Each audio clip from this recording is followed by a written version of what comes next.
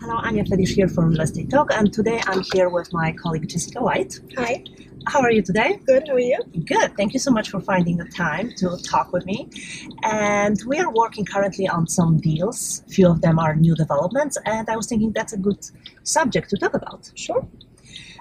Okay, so a lot of buyers, they have a question about advantage of buying new developments. What are the biggest differences? So the biggest difference, I think, between new development and buying something not due to new development is really your closing costs. Your closing costs are more expensive with new development.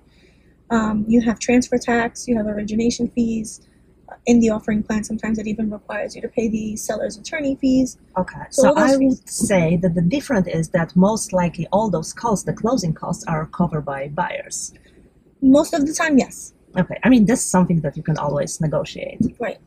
Right now, we all know there's an influx of new development, so buyers, can get creative. So I have seen in certain situations, the sponsor being willing to split the transfer tax, offer some sort of closing concession of that sort, of even at times, sometimes even pay the entire closing cost, which is a good deal and good value for the buyer. Okay, I also think the very important thing is that we should mention that the closing, we can't promise when the closing will happen. Yes, so that's another thing with new development. So there are various processes depending on how many units are in the building. There's a certain percentage that needs to go into contract before the plan can be declared effective. And, you wait for the tax lots to be allocated per apartment. So it can take some time. Yeah. And if you don't have a certificate of occupancy, that's another thing. Usually you have all the inspections done, but anything with the city, we really can't put a time frame. But this is also something that we can't promise. If somebody's coming for the open house and would hear, oh, I'm pretty sure we will close in 3 months. Actually, it's really we can estimate. try, but it's always an estimate. Right. And what would you say, because when people buying new places, they would think, nobody try it, something can happen. So then what if something happened within first year from the time that they bought it? So a lot of times the buildings have warranties, depending on what it is. All the appliances have warranties. There's certain warranties on the building, so usually the sponsor can cover those things. Any other things that you would say you would advise to buy new development comparing to resale? I think it's a matter of preference. I mean, with new development, I think they're keeping up with the changing styles and the aesthetics of what's appealing to buyers these days. And, a lot of these new developments a lot of them are done very, very well. And so if you're in that kind of mind frame, or do you want something a little bit more traditional, a little bit more classical, a little bit more brownstone, or if you're okay with maybe getting in for a lower price for a development that's fairly a little older. And what do you think are the chances for buyers that they can have an influence on actual layout or other things in the apartment? Can they require this?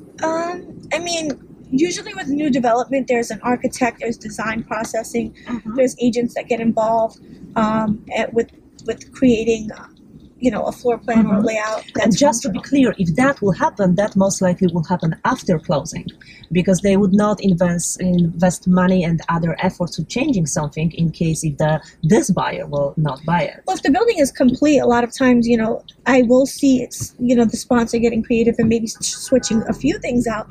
But in terms of if they want to create something that will need to be filed with the Attorney General's office and permits and all that stuff, something to that degree of a change, a lot of the times the sponsor won't do those things, and the buyer will be responsible for making those changes after closing. New development, there's a lot out there. There's good craftsmanship, there's bad craftsmanship, and I think that the biggest thing that I tell my buyers that I'm working with is to really pay attention to the work, the quality of construction, because you'll see in an area 2 condo buildings at very different price per square foot or prices, and if they're not completely comparable in construction, sometimes you're better off paying a little bit more and getting better construction than dealing with the possible consequences later. I also think that when you're talking about negotiation, it's different when you're negotiating with a sponsor, with a developer, than actually a seller person who is really attached to the place that is selling. Yes. It's more business than really personal thing. I can see that, yeah.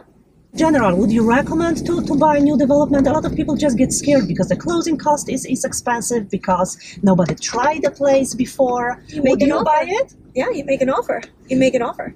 Okay, so to try it, somebody just should buy apartment that we have for sale right now, the new development. Yeah, I mean, it's a Many of them. preference. You never know where you're going to end up. I always tell people, make an offer. Exactly. Make an And offer. on top of it, whatever you're gonna end up, probably you will sell this place in 5 to 7 years.